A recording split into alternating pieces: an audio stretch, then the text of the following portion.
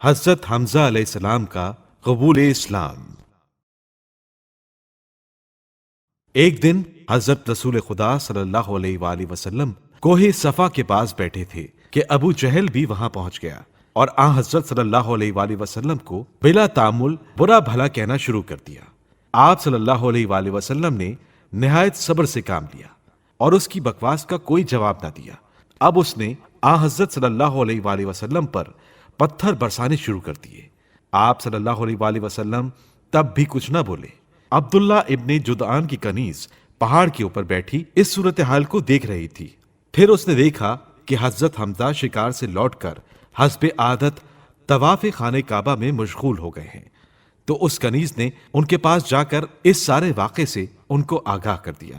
یہ تفصیل سن کر حضرت حمزہ بہت غضبناک ہوئے اور آپ نے فوراً قسم کھائی کہ جب تک میں محمد پر ظلم کرنے والے سے بدلہ نہ لے لوں، کھانا پینا مجھ پر حرام ہے۔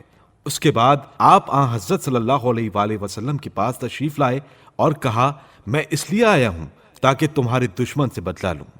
حضرت رسول خدا صلی اللہ علیہ وآلہ وسلم نے فرمایا، ایسے شخص کو چھوڑ دیجئے جو نہ ماں باپ رکھتا ہو نہ کوئی معین و مددگار۔ حضرت حمزہ نے قسم کھا کر کہا، میں اس وقت تمہاری مدد کے لیے ہی آیا ہوں۔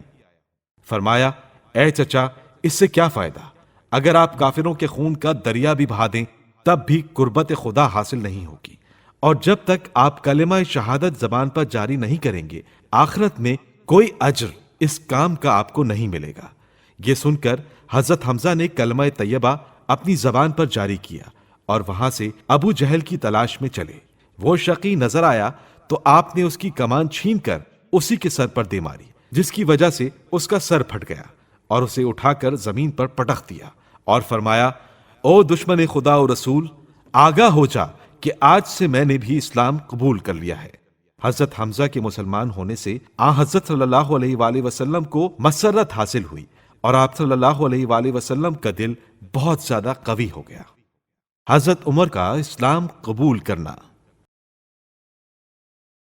حضرت عمر کے اسلام لانے کا واقعہ تاریخی کتابوں میں یوں تحریر ہے کہ ایک دن ابو جہل نے قریش کے جلسے میں کہا، محمد کی جرت روز بروز بڑھتی جا رہی ہے، اب وہ ہمارے خداؤں کو بھی برا کہنے لگے ہیں، وہ ہمارے عقل مندوں کو بے وقوف بتاتے ہیں اور ہمارے بزرگوں کے متعلق کہتے ہیں کہ وہ اپنے معبودوں کے ساتھ دوزخ کا ایندھن بنیں گے۔ یہ بات سننے کی دل کو تاب نہیں ہے۔ میں نے یہ طے کیا ہے کہ جو شخص محمد کو قتل کرے گا، میں اسے اپنے پاس سے 1000 اونٹ اور بہت سا چاندی اور سونا دوں گا۔ حضرت عمر بھی اس جلسے میں تھے۔ ان کی طبیعت کی سختی اور رسول خدا صلی اللہ علیہ وآلہ وسلم سے فرط عداوت کا یہ حال تھا کہ یہ آن حضرت صلی اللہ علیہ وآلہ وسلم کے قتل پر آستینے چڑھا کر چلے۔ راستے میں نعیم ابن عبداللہ نہام اور دوسری روایت کے مطابق سعد ابن ابی وقاص مل گئے۔ انہوں نے پوچھا، کہاں کا قصد ہے؟ کہا، میں محمد ابن عبداللہ کو قتل کرنے جا رہا ہوں۔ انہوں نے کہا، ارے میاں، گھر کو جاؤ، یہ کام تمہارے بس کا نہیں ہے۔ کہا، کیوں؟ انہوں نے کہا، ذرا اپنے گھر کی تو خبر لو کہ تمہاری بہن اور تمہارے بہنوئی سعید ابن زید بھی مسلمان ہو گئے ہیں۔ اب تو حضرت عمر کے پیروں تلے سے زمین نکل گئی۔ حضرت صلی اللہ علیہ وآلہ وسلم کے قتل کا ارادہ ملتوی کر کے بہن کے گھر کی طرف پلٹ پڑے۔ اتفاقاً ان کی بہن کے گھر میں خباب ابن ارت رضی اللہ تعالیٰ عنہ بھی موجود تھے اور یہ سب قرآن پڑھ رہے تھے اور دروازہ بند کر دیا تھا۔ حضرت عمر شگاف در سے جھانکنے اور ان کی باتیں سننے لگے۔ جب ضبط کی تاب نہ رہی تو دروازہ کھٹکھٹایا۔ جب گھر والوں کو پتہ چل گیا کہ حضرت عمر ہے تو جلدی سے خباب کو تو چھپا لیا اور جس ورق پر سورہ طٰہٰ لکھا ہوا تھا اسے بھی پوشیدہ کر دیا۔ حضرت عمر نے گھر میں آ کر کہا، تم لوگ یہ کیا پڑھ رہے تھے؟ ان کی بہن نے کہا، کچھ بھی نہیں، یوں ہی آپس میں باتیں ہو رہی تھیں۔ حضرت عمر نے فوراً بکری کے اس بچے کو جو گھر میں بندھا ہوا تھا ذبح کر ڈالا اور بہن کو اسے پکانے کا حکم دے دیا۔ جب تک گوشت تیار ہوا وہ غصے میں بھرے وہیں بیٹھے رہے۔ جب گوشت تیار ہو گیا تو اپنی بہن اور بہنوئی سے کہا، آؤ میرے ساتھ، اسے تم بھی کھاؤ۔ انہوں نے اس لیے ساتھ کھانے سے انکار کر دیا کہ یہ کافر تھے۔ اب تو انہیں تاب ضبط نہ رہی، غصے میں اپنے بہنوئی سے لپٹ گئے اور انہیں پچھاڑ کر سینے پہ چڑھ بیٹھے۔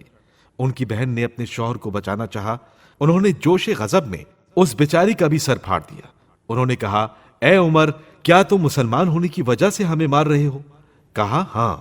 انہوں نے کہا، اب ہم کھلم کھلا لا الہ الا اللہ محمد الرسول اللہ کہتے ہیں، جو تمہارا دل چاہے وہ کرو، بے شک ہم دونوں مسلمان ہو گئے ہیں، اب ہرگز دین محمدی سے نہیں ہٹیں گے۔